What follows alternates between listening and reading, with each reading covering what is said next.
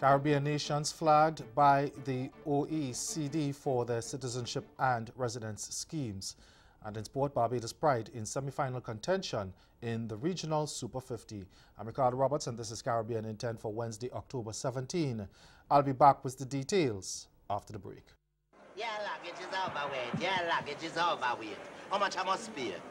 No, you can't do it like that. You'll have to take some of the things out of the suitcases and put in a box or something. You know, you're a wicked woman. A wicked fat woman. Do you want a boxer? Box me, no? You think say you're helping me strike me? Try a box. Barbados, it's time to laugh again. Get yourselves ready for the Caribbean's funniest men and women. Fast Promotions annual Caribbean Comedy Explosion. Saturday, October 27th, Sir Garfield Sobers Gymnasium, 8 p.m. Get your early bird tickets now and pay $60 before all are sold out at ticketlinks.com. All Ticket Links outlets nationwide. Jeans Inc. Sheraton, CS Pharmacy, Rubis Waldy, and Eddie Supermarket Spikestown. I come in here as a loner. I know you spot me from far.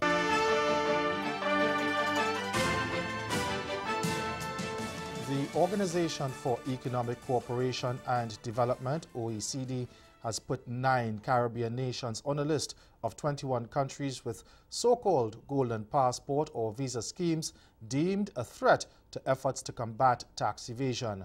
Those with citizenship by investment programs such as Antigua and Barbuda, Dominica, Grenada, and St. Kitts and Nevis and St. Lucia are on the list, while the Bahamas and Montserrat are named for the economic residency, the Turks and Caicos Islands for its permanent residence certificate, and Barbados for its special entry and residence permit. The Paris-based organization released the list yesterday after analyzing residence and citizenship schemes operated by 100 countries. The OECD said the schemes can create the potential for misuse as tools to hide assets held abroad from reporting under the OECD/G20 Common Reporting Standard. In particular, it said identification cards, residence permits, and other documentation obtained through these schemes can potentially be abused to misrepresent an individual's jurisdiction of tax residence and to endanger the proper operation of the Common Reporting Standard due diligence procedures. Over in Trinidad and Tobago now, more than 70% of permanent employees at state-owned oil company Petrotrin have accepted termination letters. The outstanding employees have been mailed their letters. The information came on the same day an appeal court judge officially gave her reasons for granting a stay to Petrotrin, which essentially allowed it to resume terminating workers after the Oilfield Workers Trade Union was granted an injunction. Justice Charmaine Pemberton is questioning whether the industrial court engaged in a balancing act necessary to support its conclusions. We get more in this CNC3 News report. Petrotrin's appeal against an injunction which barred it from sending home workers has now become largely academic. Because the company can no longer be stopped from completing the process of sending home workers, the main issue to be determined by the Court of Appeal when it sits on Thursday is whether the industrial court has the jurisdiction to grant injunctions in industrial relations offences filed by unions. Last Wednesday, after a marathon session at the Hall of Justice, Appellate Judge Charmaine Pemberton ruled in favour of Petrotrin, granting a stay on the industrial court orders. In a written ruling provided today, Pemberton said Petrotrin had a good prospect of success in the substantive appeal. But she went further, questioning whether the industrial court had considered the evidence on the economic impact of Petrotrin. She asked, quote, "Where's the evidence which the court considered other than the threatened loss of employment of 5,000 workers?" She continued, "There is no explanation as to why the court did not take into account or even mention the evidence placed before it by Petrotrin, whose evidence will have spoken to the public interest." In granting the stay, she also wrote, "It is not apparent on the face of the judgment, neither can it infer that the court engaged in the balancing act of the sort necessary to support its conclusions." In 2014, Justice Pemberton also noted that the Industrial Court President, Deborah Thomas Felix, delivered a judgment in which he said that interim injunctions should not be granted for industrial relations offences. That appears to contradict the rulings handed down in both the Petrotrin and TSTT cases, where Thomas Felix claimed injunctions were permitted. The appeal court judge questioned why the Industrial Court moved away from this clear and convincing stance. And that report from Kamal Georges of Guardian Media. Still in the Twin Island Republic, an early morning shooting has claimed the life of a prison officer attached to the maximum security prison in Arouca. 38-year-old Darren Francis was shot in the head by an unknown assailant at his home during the early hours of this morning. And President of the Prison Officers Association, Saron Richards, has called on authorities to implement legislation to safeguard the lives of members. He says threats to the lives of prison officers have become very normal in the prison environment. This is the second murder of a prison officer for the month. Stay with us. Your Midday Sport is next.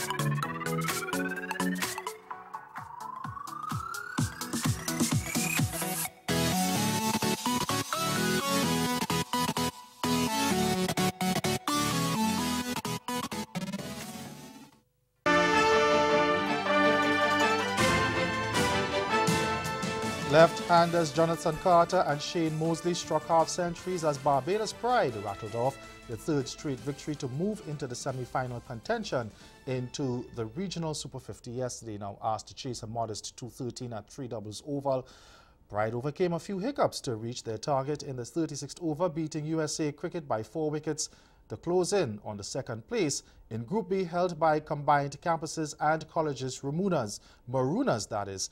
Now both opener Mosley and Carter top scored with 60, while captain Shamar Brooks chipped in with 35 as Pride got their Final Four bid back on course after a shaky start to their preliminary campaign. Now, USA Cricket had earlier rallied to 212 for 8 of their 50 overs on the back of opener Monak Patel's 80 and 40 from Alex Amsterdam. Left-arm seamer Dominic Drakes claimed 4 for 44 to lead the Pride attack, while veteran left-arm spinner Suleiman Ben conjured up a stingy 10-over spell, which yielded 2 wickets for 27 runs. The football now. If Jamaica's Reggae Girls beat Panama this evening, they will become the first Caribbean side to qualify for a FIFA World Cup final. TVJ's Karen Madden reports. The Reggae Girls, who danced through their Caribbean opponents, are on the cusp of a history-making appearance in next year's World Cup, but must get by a wily Panama team in Wednesday's third-place playoff to secure the final automatic spot. The Reggae Girls were beaten 2-0 by Canada in their opening group game and then surprised Costa Rica 1-0 before dispatching Cuba 9-0 to earn their semi-final spot. Panama defeated Trinidad 3-0 before being thrashed 5-0 by the United States, but bounced back to shock Mexico 2-0.